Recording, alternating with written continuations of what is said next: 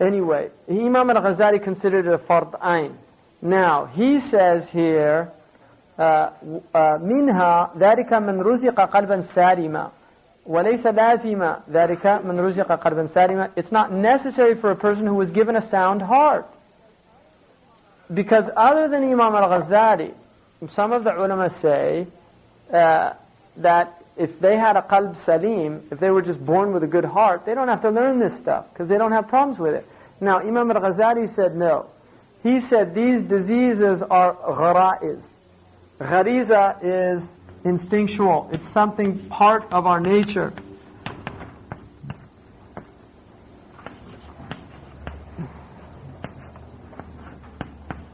Instinctual, ghara'iz.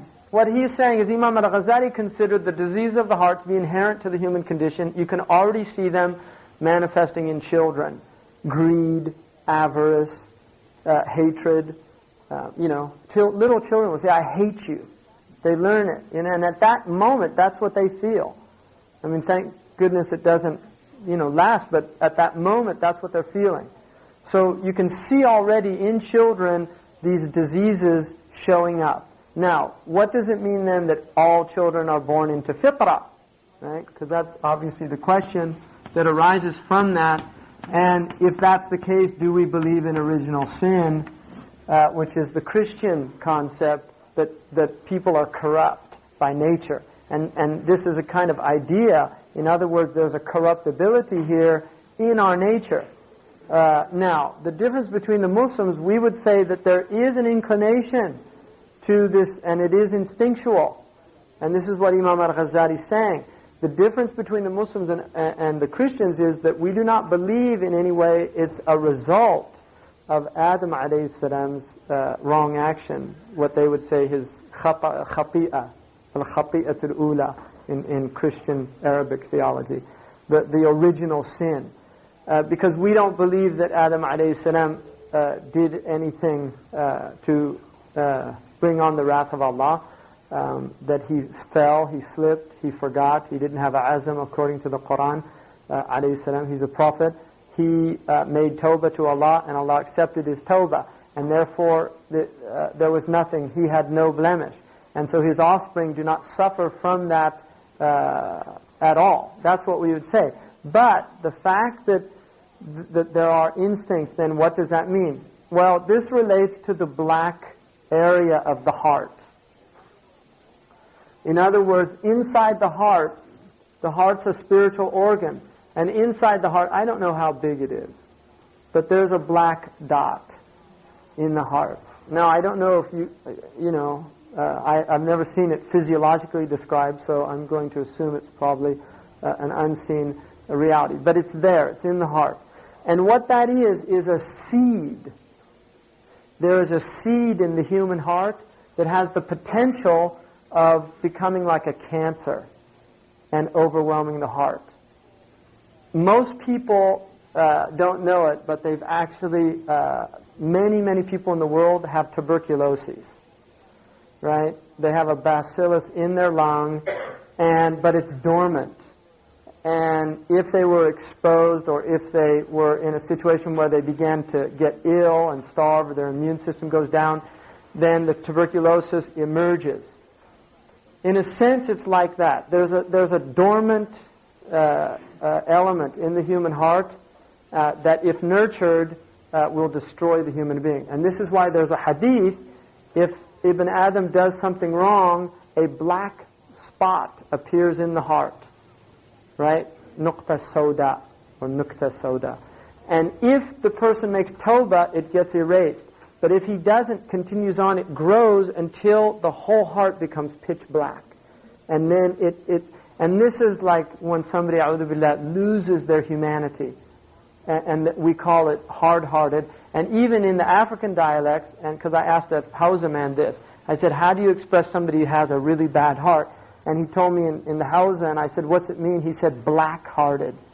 So, Hausas are dark-skinned, so this is not like a racist type thing. It's just something, obviously, black is the word being used, and it's the word used also in the Quran, right? And the tabyad wujuhuhum wa taswad wujuhum, the faces become white. It does not mean white like white skin. It means light. There's a light, and the absence of that light is a darkness, which is why a black person can have light in their face, and the white person can have a completely dark face, and vice versa. So this is about spiritual entities. It's not about skin colors and things like that. I just wanted to emphasize that point. So what he's saying is then that Imam al-Ghazali considered it such, fil adami, in the Adamic nature, وَسِوَاهُ غَالِبَ فِيهِ رَآهَا لَا سِجَايَ لَازِبَ or لَازِمَ. What he's saying is Imam al-Ghazali considered it to be part of the Adamic nature, whereas other scholars considered it to be predominant in man. In other words, most people have these qualities, but not necessarily everybody. And this is the difference. So some people, they're just good. I mean, you can see children that they're altruistic. They share. This is not the norm, but there literally are children that aren't greedy about toys. They'll actually share with other children. They don't have a problem. Right? I mean, it's not the norm, but they do exist, and this is the point, is that some hearts, for some reason, for whatever secret that is, they are like that. So Imam al-Ghazali, and then he said, وَعْنَ بِأَنَّ الْمَحْوَ حَتَّى لَا أَثَرْ لَهُنَّ يَبْقَى لَيْسَ فِي طَوْقَ الْبَشَرِ. He's saying that you have to know that to remove these diseases until there's nothing left is not in the human capacity. And this comes from the ayah in the Quran, وَمَنْ يُوقَ شُحَّ نَفْسِهِ فَأُولَٰئِكَ هُمُ الْمُفْلِحُونَ. The one who has wiqaya or protection from the evil of his soul is from the people of success. And the fact that Allah said, وَمَنْ يُوقَ, the one who is protected from the evil of his soul, he is the one who has success. Allah didn't say, وَمَنْ يُزَالُ شُحُّ نَفْسِهِ, the one, or man yuzilu shuh nafsi, the one who removes that shuh, or who the shuh is removed from, is success. No, it says the one who's protected from it. So again, it's like that tubercle, it's like that bacillus that's there in the heart. But if you're protected from it, it never goes into tuberculosis. It's only dormant. Mm-hmm. Right, that was taken out of the Prophet's heart. Now, about fitra, what then does fitra mean? When we say in the hadith, كُلُّ مَوْلُودٍ وُلِدَ عَلَى الْفِطْرَةِ, every child is born on fitra. You see, the Muslims always translate that for some reason. In English, when they translate it, every child is born a Muslim. It does not say that. It doesn't say that. It says every child is born in fitra, which is not the same as in Islam. Although Islam is called in the Quran Deen al-Fitra, right? Fitrat Allah allati fatara an-nas alayha. It is the fitra. Islam is fitra. What does that mean? It means we're naturally inclined to it. So fitra is the inherent nature that human beings are naturally inclined to. And what the human being is naturally inclined to is to goodness. In other words, if you take a human being and you raise them correctly and nurture them, they will incline towards the truth. But they also have the qabiliyah, or the susceptibility to go astray. So what the fitra state is it's either or. It's either or. Now obviously there's going to be things that affect the fitra state. One of them is parents, states of parents, legitimacy, right, in terms of the birth. Even though there's no fault according to the Sharia on the child, there is an effect that illegitimacy does have in the unseen realm, which is confirmed by several hadiths. So there are, and this is why it's important for people before they have children to choose righteous. If there wasn't a reality to the parents, there'd be no meaning to choosing righteous people as mates, right? For a man, you're supposed to look for taqwa, and for the woman, you're supposed to look for deen, right? One of the salaf said, don't marry your daughter except to a taqi, because if he loves her, he'll show her ihsan, goodness, and if he doesn't like her, he won't oppress her. So taqwa is something you're supposed to look for, and the point being is that when you marry, you have to think of future generations. And so you want the children to be raised properly, and so parents are important that they have a shafi. Bring you something that's enough. It'll be enough for you. Min haddiha wal asli wal ashafi. Of these diseases from their etiology, their root, how they got caused, and how to cure them. And so he begins with bukhul. Now bukhul, the reason he's beginning with bukhul is not because it's the worst, but because he's going by alphabetical order. And bukhul is the first one. Bukhul, the bakhil is a miser. Bukhlun is miserliness.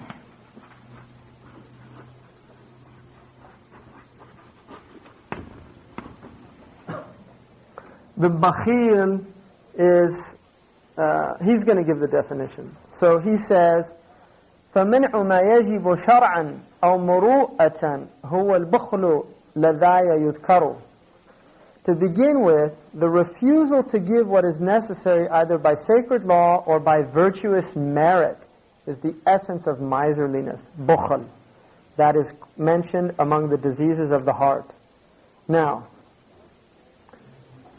what he's saying here is there's two aspects to bukhl. One is one that relates to the sacred law, sharia. That's hukum shar'i, the legal judgment that the sharia gives.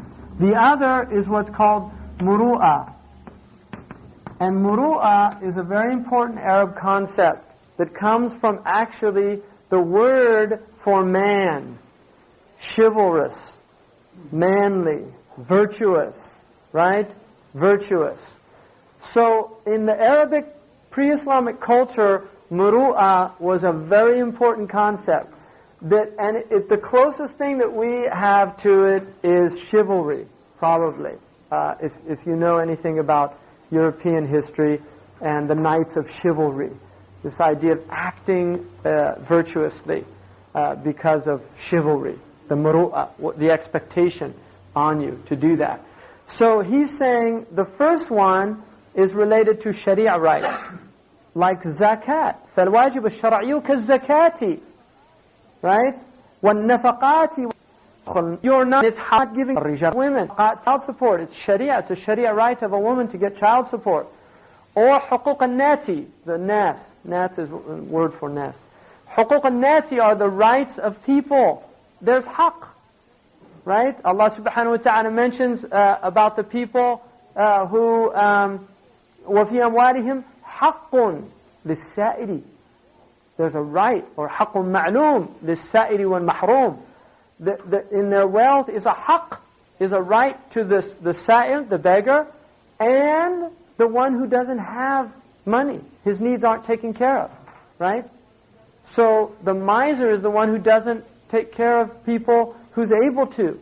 And those are related to sharia. And there's a hadith, فِي الْمَالِ حَقٌّ سِوَى الزَّكَاةِ, and some of them translated that there's different interpretations, because there's another hadith that says لا حق في المال إلا زكاة, you know, أو كما قال, there's only zakat is the only haqq, but generally there is a haqq in wealth, nafaqat, and these different things. So if you don't give them, you're a bakhil.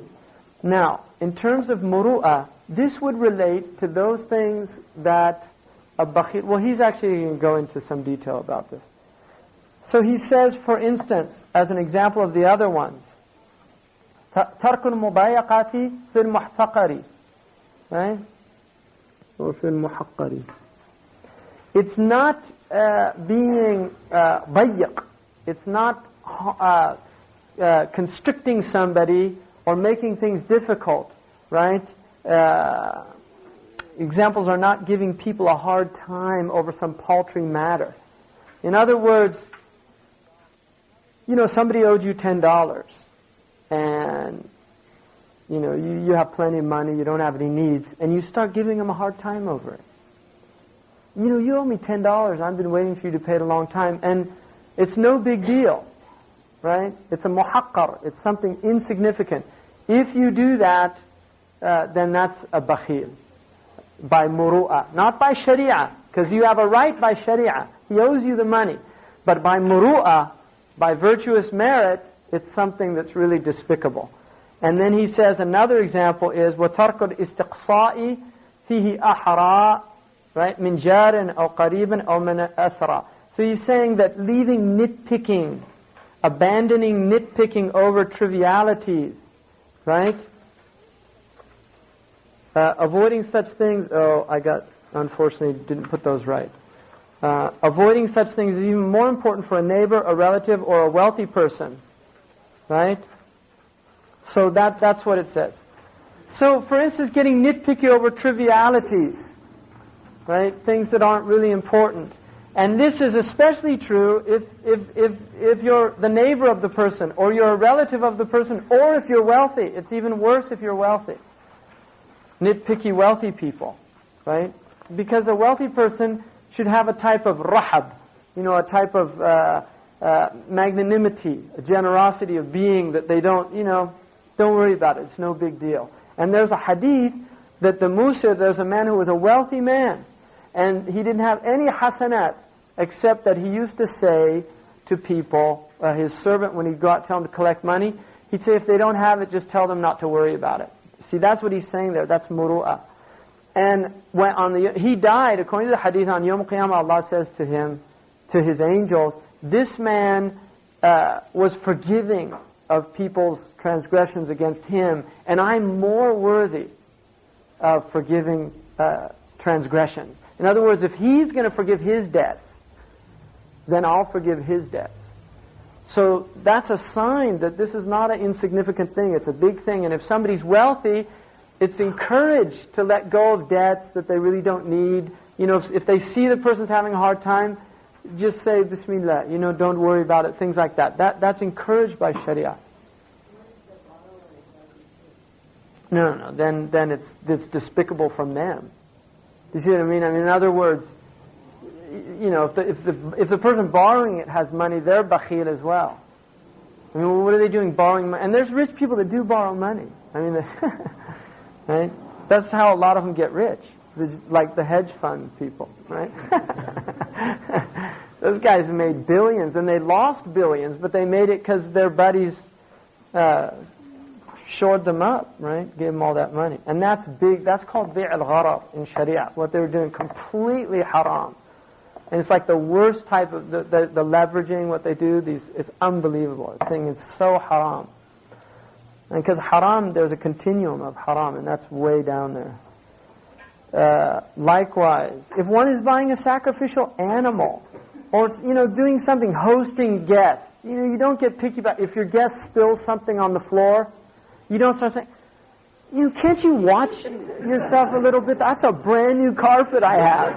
There's no muru'ah there. You're supposed to make him feel, no, don't worry about it. I love tea on my carpet. Right? That's the Afghanis, I heard, have a proverb. They say the best thing for a carpet is spilt tea, right? And that's obviously to make the guest feel good when he spills the tea, because they say no, and they say the proverb, and it's okay, alhamdulillah. So the point is, you don't worry about it, and that's muru'ah, right? It's showing meritorious virtue. And so he says also, like buying a funeral shroud. You're buying a funeral shroud. You're not haggling over the price, right? It's just inappropriate, because it should remind you of death, and so you forget about dunya. Really, that's the point. So he's saying it's inappropriate. Or a sacrificial animal. You want to get something good for Allah. And you start saying, no, that's too much for that or this and that, right? Things like that. Or purchasing something you want to donate to needy people, right? You should want to get something that's good and not something cheap. So looking for something cheap, there's bukhl in that. Trying to get a bargain on something for sadaqah or something for Allah is bukhl. And there was a short story written by E.J. Cullen called How Some People Feel About Jesus. It was a brilliant short story, but it was about a rummage sale for the church. They're always having rummage sales, like to support the church. And he said that for him it was kind of like he realized that that's really that's what they cared about, the church, so much that they're going to sell their worst junk to support it. Right? And really that's important in Islam, the idea. And that's why it was really kind of shocking that some Muslim mosques start having these like rummage sales and things like that for the mosque. I mean, that's a bad sign. Because you should give the mosque the best thing that you have, not the worst thing. Not the stuff you want to get rid of. Right? I mean, it's a bad sign. So, then he says, وَمَنْ يُضَايِقُ من المضايقة في حقه كالجار غير لائقة هتك أستار المروءة كما قال أجلاء الهداة الحكماء. That the one who gives a hard time for somebody who his right makes it inappropriate, like a neighbor, then he in fact has torn away the veils of dignity of his muru'ah. And this is as the majestic and wise guides have stated. In other words, the ulama have told us this. And then he says, كَمَنْ يُؤَدِّ الْوَاجِبَاتِ دُونَ طَيِّبَةِ نَفْسٍ أَوْ يَؤُمُّ الدُّونَ. Like somebody who is fulfilling his obligations without good cheer. So here's your zakat. You know, you're supposed to actually put your hand down, let them take, their hand should be on top. You should do it with smiling face and feel like it's an honor to do that. And they're honoring you by letting you fulfill the haqq of Allah. And also, Ya'um Aduna, trying to find spending from the least of what he possesses for it. Now, so there he gives you the definition. So bukhl has two types. Bukhl which is shar'i and bukhl which is muru'ah. And they're both considered in Islam because karam, generosity, is one of the highest qualities of our Messenger sallallahu alaihi wasallam. In fact, it could be stated after his rahmah, inna akramakum 'inda Allah atqakum. He was the most atqa of us. And so he was the most generous, the most noble. And Kareem means generous and noble. So the Arabs see it also as nobility, right? Nobility. And Allah is Al-Kareem. He's the generous. So it's really important to recognize that it's not just enough to be doing what the Sharia tells you, but also to go above and beyond that by showing generosity to Allah subhanahu wa ta'ala. And then he says, he gives us its etiology, the origin. وَأَصْرُهُ حُبَّ الدُّونَ لِذَاتِهَا أَوْ لِتَنَالَ النَّفْسُ مِنْ لَذَّاتِهَا. The origin of this is love of dunya. The reason you're a bakhil is because you love the stuff you're bakhil with. If you didn't love it, it's no big deal. Bismillah. No big deal. But the fact that you love it, you want to hold on to it. And then another thing about, another word for bakhil is mumsik. Mumsik, right? In Spanish culture, Mexican, they say coda, you know? They go like that. It means like he doesn't have a hand to give out. He got cut off at the elbow, right? He's cheap. So he's just got an elbow. So the mumsik is somebody in Arabic. It means also constipated. And the idea is that they're unable to let go of what is actually beneficial to let go of. So the idea is that, if you don't give out of your wealth, it'll kill you. It'll poison you. And that you have to let it go. And that's why imsak is miserliness. And also, the root word for gold, pure gold, iqyan, is iqi, which is the meconium stool of an infant.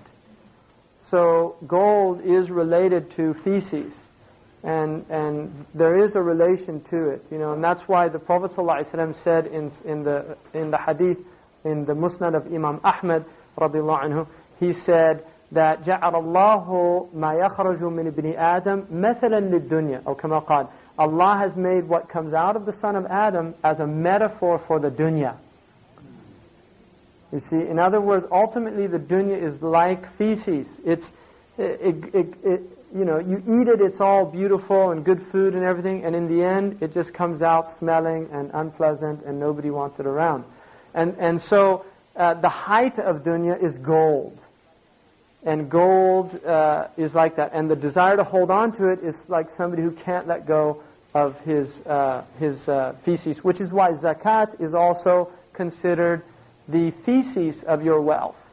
It's fadaratul amwad, which is why Bani Hashim can't take it. Bani Hashim, the Prophet's family, cannot take zakat. It's actually considered like the filth of your wealth. It purifies your wealth because everybody who earns money will always have shubuhat or muharramat in their wealth. There's always doubtful matters. And by giving zakat, it's like you're purifying your wealth in the same way that when you eat food, there's benefit and there's harm in the food. Hopefully, the body absorbs the benefit and removes the harm. And that's why the Prophet ﷺ in the dua of coming out of the toilet, the ghaib, he said, Alhamdulillah alladhi razaqani ladhatahu wa abqa fiyya quwwatahu wa adhhab anni adahu. Praise be to the one who has provided me with its delight, the taste of it, the good of it, and retained in me its benefit, its strength, the energy derived from food, وَأَذْهَبَ عَنِّي أَذَاهُ, and removed from me its harm. And so this is the same idea with zakat. What you're doing is Allah's helping you to remove what's harmful from your wealth. In the same way that the bakhil, if he holds on to it, it harms him in the end. And Imam Ali radiallahu anhu said, the worst person is the bakhil. Because he said in dunya, he suffers, he's mahroom. And in akhirah, he's mu'azzab. He's punished in the akhirah. So in dunya, he doesn't even benefit from his wealth. There was an article in, I think Discovery or one of these magazines, about hidden millionaires in America. And they were just talking about how there's all these people in America that live these middle-class lives. And they've got millions of dollars in the bank. And what they were saying in there is, they don't want to spend the money because they want to save it. And so the point is, that's the nature of the bakhil. He doesn't benefit from his wealth in the dunya, and then in the akhirah he's punished for hoarding it. So it's horrible. It's a terrible thing. And the Prophet ﷺ, Jadd ibn Qais, who was one of the munafiqeen, the Prophet ﷺ asked who was the Sayyid of this tribe, and they said, Jadd ibn Qais, illa nastabkhiluhu, except he's a little bit of a miser. And the Prophet said, he can't be your Sayyid. The Sayyid can't be a miser. And he said, وَهَلْ هُنَكَ دَاءٌ أَدْوَى مِنَ الْبُخَلِ? Is there any disease you know that's worse than bukhl, than miserliness? He said, he's not your Sayyid. So the point is that you can't be a Sayyid if you're a bakhil. So he said that the origin is either love of dunya or for its own sake, just simply because it's dunya, or because the self wants some benefit from the dunya. Now, according to Ibn Hazm, he would probably say that one of the benefits that the self is trying to get by hoarding wealth would be to alleviate the fear of poverty. So in other words, just the fact that he's got millions in the bank makes him feel good, even though he's not benefiting from it. And that is assuaging his hala', his anxiety, because خُلِقَ الْإِنسَانُ هَلُوعًا, right? So he feels good. But the amazing thing about it is these people never feel good, because they're always worried about, oh my God, the stock index, NASDAQ, look at that. Well, what's going to happen? They're pacing up and down. I'm only worth $6 billion now. I was worth 12, like Soros, right? I was worth $5 billion yesterday. I'm only worth $4 billion today, right? He's 70 years old, right? Even if he set out to spend $1 million every day, he wouldn't finish it for the rest of his life. Right? It's unbelievable. So these people, it's a deep disease. Well, that's ultimately, it is a type of worshipping of money. Abdul Dinar, ta'asani Abdul Dinar with dirham. How wretched is the servant of the dinar and the dirham. So it is, ultimately, that's what it is. Trusting in the almighty dollar, like they say. And they actually call it the almighty dollar. Can you believe that? And one day, boy, when it crashes, it's might be sooner than we think, too, the way things are going. What's that? Yeah, and actually his book's been translated into English. It's a brilliant book. It's called In Pursuit of Virtue. It's a good translation, too. In Arabic, it's called Mudalat al-Nufus. He's really worth reading. It's a brilliant book. And it's about this subject.